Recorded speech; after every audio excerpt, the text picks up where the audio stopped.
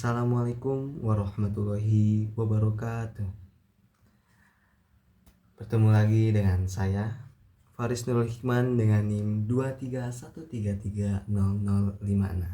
Saya dari kelas KPI 4B. Nah, pada kesempatan kali ini saya akan membahas tentang learning journal, yaitu membahas tentang RPS dan jurusan. Nah, pada minggu pertama ini adalah tugas minggu pertama yang dari Pak Adi, yaitu dosen pengampu mata kuliah penulisan berita dan artikel. Nah, pada minggu pertama ini beliau menjelaskan tentang RPS, yang dimana itu adalah umum untuk kita yang baru masuk kuliah. RPS sendiri adalah rencana pembelajaran studi. Nah, jadi poin pertama yang dibahas oleh Pak Adi adalah tentang poin kehadiran. Nah, poin kehadiran ini bisa dibilang sangat penting dalam kuliah kita, karena Pak Adi sangat-sangat menegaskan apabila kita tidak masuk selama 3 kali, nah itu sudah ditegaskan oleh Pak Adi bahwasannya kita akan TL. Jadi menurut saya poin kehadiran ini begitu sangat penting. Terus selain poin kehadiran juga ada lagi, yaitu tentang poin UTS dan UAS. Nah, poin UTS dan UAS ini menurut saya sangat sangat besar sekali, dan tugasnya juga lumayan besar karena kita harus menerbitkan yang namanya karya ilmiah berbentuk artikel ataupun jurnal. Nah, kita harus mempubliskan hal itu dengan minimal Sinta 5 ataupun Sinta 6, walaupun itu berkelompok, tapi lumayan susah.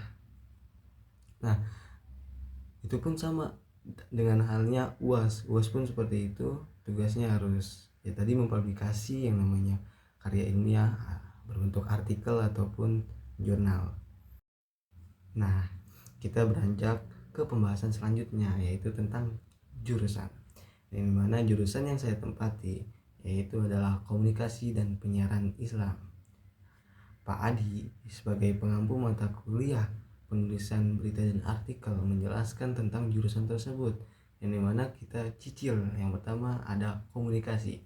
Nah, komunikasi adalah suatu proses penyampaian pesan kepada halayak luas, kelompok kecil, kelompok besar, nah banyak lagi, dengan syarat-syarat tertentu, yaitu adanya komunikator, adanya komunikan, adanya pesan, dan adanya timbal balik. Itu bisa disebut dengan komunikasi. Nah, selanjutnya adalah penyiaran. Penyiaran itu, kata beliau, adalah proses penyampaian pesan melalui gelombang magnetik gitu, dan disebarkan secara serentak dan bisa diterima oleh receiver. Itu kata beliau untuk penjelasan penyiaran. Nah, selanjutnya adalah tentang Islamnya. Kan tadi komunikasi dan penyiaran Islam. Komunikasi udah dibahas, penyiaran juga udah dibahas, sekarang Islamnya. Nah, beliau tidak mengatakan banyak karena beliau hanya mengaku sebagai pelaku penyiaran. Jadi beliau adalah seorang sosok yang keren, karena beliau adalah pelaku penyiaran di daerah Banten, terus sekarang jadi dosen karena tidak sengaja. Gak sengajanya itu karena didaftarin keluarganya. Nah, jadi mungkin tidak banyak untuk menjelaskan tentang dakwah. Kenapa dakwah? Karena Islam di sini berkaitan dengan dakwah. Dakwah juga berkaitan dengan komunikasi, atau bisa dibilang dakwah membutuhkan komunikasi. Kenapa begitu?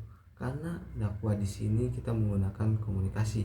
Nah, bisa menggunakan komunikasi massa, yaitu dengan digital. Seperti saat ini saya menggunakan komunikasi massa, yaitu menggunakan handphone.